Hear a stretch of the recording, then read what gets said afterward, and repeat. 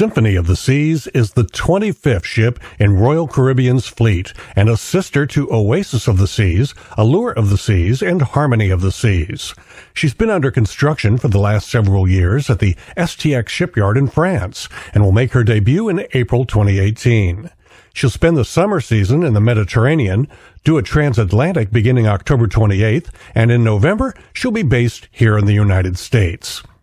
You know, they've been making these Oasis-class ships for 10 years now, and I wouldn't blame you if you were thinking, big deal, another Oasis-class ship, who cares? But in this video, I'm going to show you why you should be excited about Symphony of the Seas, and I'll show you how she's different from her three sisters.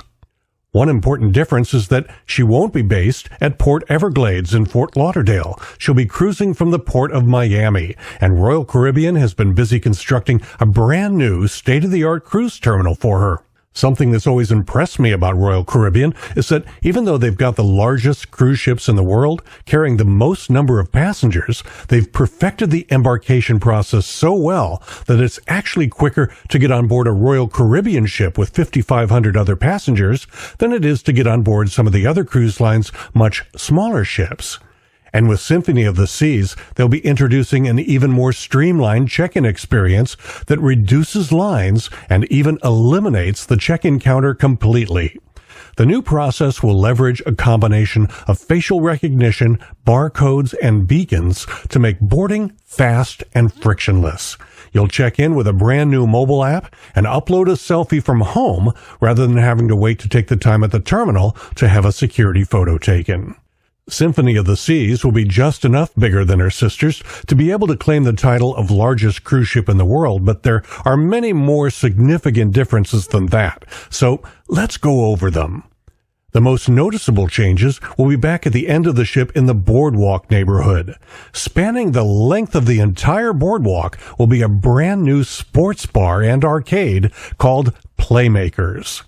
This is the place to watch the big game on 30 big-screen TVs, and you'll be able to enjoy wings, burgers, and craft beer on draft, as well as play 23 popular arcade games.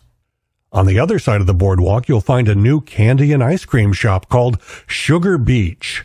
Talk about a sugar high. This place will be packed with candy and all sorts of sweet treats, including ice cream and all the toppings, plus cupcake decorating classes. Of course, all the most popular features of the boardwalk on other Oasis-class ships have been retained. There's the original hand-carved carousel that's been a hit with people of all ages.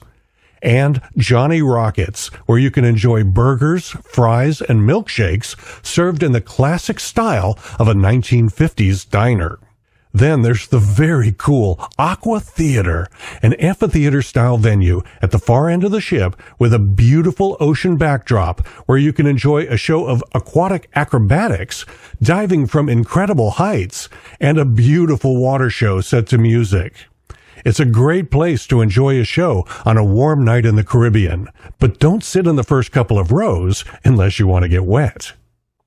And that brings us to the tallest slide at sea, the Ultimate Abyss. This was one of the things that really impressed me when I cruised on Harmony of the Seas. I've been on a lot of cruise ship water slides, but this slide is actually even more fun because it isn't a water slide. There's no water. So you don't have to get into your swimsuit or get cold or wet, and if you want to do it over and over again, you don't have to do that long climb up a set of stairs in the wind like you do on a lot of cruise ships. In fact, you can even use the nearby elevators to get to the top to ride it again. You enter up on deck 16 through the jaws of some kind of scary-looking sea creature, and just approaching the start of the ride is scary because the floor is all glass and looks down all the way to the boardwalk neighborhood and the ocean. The ride itself is a lot of fun, and I'm not just saying that, it really is fun. I even got my wife to go on it, and I don't remember her going on the water slides of any of our other cruises. 10 floors below where it started, there's a very gentle finish to the ride, as opposed to getting dunked in a big pool of water like you do on a water slide. So I really can't say enough good things about the Ultimate Abyss slide, and I'm glad to see it will be there on Symphony of the Seas. There will be several new food and beverage concepts making their debut on Symphony of the Seas, adding to an already diverse lineup of more than 20 restaurants across the ship's 7 neighborhoods. The one I'm most excited about is the new Mexican restaurant, El Loco Fresh. If you recall on the sister ships, the Mexican restaurant used to be located on the boardwalk. The original version was Rita's Cantina, then they switched to Sabor, and now they've refined the concept even further, making it even more casual and moving the location up to the sports zone where the Wipeout Cafe used to be. El Loco Fresh will offer made-to-order tacos, burritos, and other popular Mexican food in an open-air setting that can seat more than 100 guests.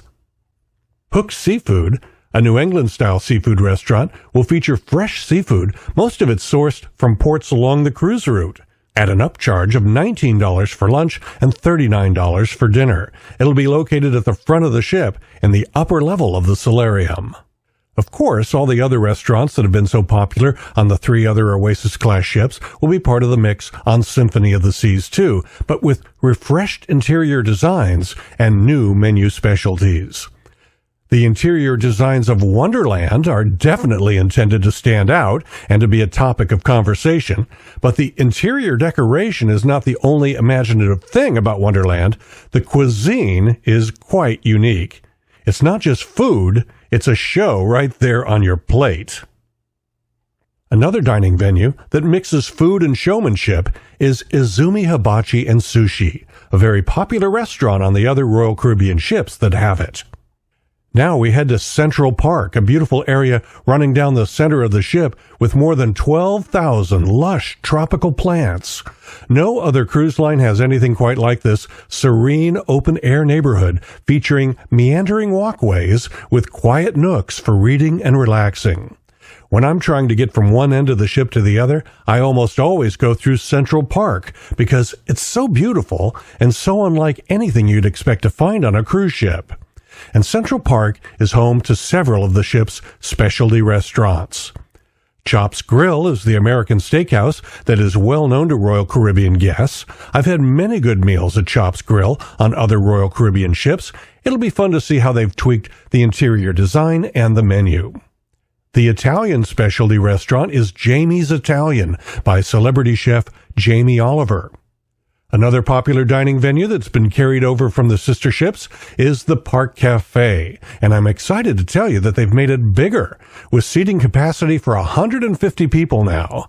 If you've never been on an Oasis-class ship, you should definitely try the Park Cafe's roast beef sandwich. It's their signature item on the menu. Another restaurant in that same area is 150 Central Park, whose menu changes with the seasons. Up at the front of the ship is one of my favorite parts of the Oasis-class sisters, the solarium. It's been redesigned a bit on Symphony of the Seas. The solarium bar isn't up on the top level anymore. That's the location of the new seafood restaurant. The bar moved down a level in front of the solarium bistro. And just like on Harmony of the Seas, the solarium spans 3 levels, not just 2. On Symphony of the Seas, they'll be using glass panels above the solarium to block the wind. On the sister ships, they used plastic panels, which had a tendency to rip. And I've saved the best news about the solarium for last. There was a big ruckus when people discovered that the solarium on Harmony of the Seas didn't have a pool. Royal Caribbean heard the feedback loud and clear, and there will be a pool in the solarium on Symphony of the Seas. If spending time in the water is a big thing for you on vacation, you'll enjoy the Pool and Sports Zone up on the top deck of the ship. It's where you'll find all sorts of fun adventures, including a trio of water slides known as the Perfect Storm. There'll be an all-new children's water play area called Splashaway Bay, plus several swimming pools, and a zip line that takes you on a pretty cool ride far above the boardwalk area down below. Plus a mini golf course and 2 Flowrider surf simulators. If I ever find myself with nothing to do on a Royal Caribbean ship, and that doesn't happen very often, I head over to the Flowrider and just watch the people do their thing. At the beginning of the week, it's a whole lot of wipeouts, And by the end of the week, it's amazing to see how good everybody's gotten at it. One area where Royal Caribbean is just simply the best among all the cruise lines is entertainment. If you like being entertained in the evenings at a pro-quality Broadway show, you should be cruising with Royal Caribbean. They lead the entire industry with world-class entertainment. On Symphony of the Seas, the big musical will be Hairspray. And you might recall that was Royal Caribbean's first Broadway musical at sea years ago. They've given it a total refresh, and it'll be the big headline show in the Royal Theatre. There's also a new original show called Flight, which is a satirical look at the evolution of air travel. In the iconic Aqua Theater, there's an all-new Aqua show for Symphony of the Seas. And Studio B will showcase a new ice skating show called 1977, which will incorporate some new high-tech effects thanks to 6 laser projectors that they've installed, which can basically turn the white ice on the floor into a big digital projection screen. On other days, Studio B will transform into an epic glow-in-the-dark laser tag arena. And if you're looking for a challenge, check out the new Puzzle Break experience on Symphony of the Seas. You'll be working in teams and racing against the clock looking for clues to reach a common goal, to find a key that'll allow you to escape from the submarine that you're locked in. The staterooms on Symphony of the Seas are also really impressive, and I'm not just talking about the suites. Every stateroom has a view, even the least expensive inside cabins. They feature high-tech virtual balconies. What you're seeing here is not an actual balcony or a window, it's a wall-to-ceiling video display to make you feel like you're in a much more expensive balcony cabin, and it has a real-time view of what's happening outside. Symphony of the Seas has more balcony staterooms than her sisters, and the balcony cabins have benefited from years of experience and innovation at Royal Caribbean. For example, there's a closet on each side of the couch, and that puts them far enough apart that both people can access their closet at the same time without bumping into each other. There are multiple power outlets at the desk, as well as USB charging ports, and Royal Caribbean is one of the few cruise lines to put a power outlet next to the bed to allow you to keep your phone nearby at night while it charges, or to make it easy to run a CPAP machine at night. I like a lot of the little thoughtful design choices that they've made in the cabins on Royal Caribbean's newest ships, like a nightlight that's built into the bathroom so it's never pitch black even if you stumble into the bathroom in the middle of the night. And they also went to the trouble of designing curtains that truly block out all the light from outside, a great little feature for people that like to take naps or people that like to sleep in past sunrise. Now, if you can afford to splurge on a suite, Royal Caribbean offers amazing 2-story loft suites with incredible views out huge picture windows.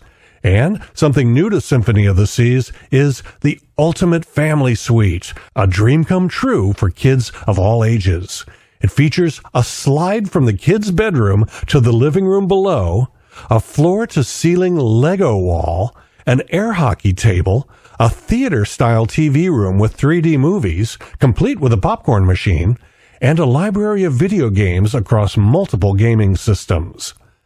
The Ultimate Family Suite is designed for a family up to 8, features 2 bedrooms, and even has a private jacuzzi on the balcony. Now, there's just one of these suites on board, and it's already sold out for all of 2018, even over the Christmas holiday when the price spiked to close to $90,000 for the week. Royal Caribbean ships are very high-tech.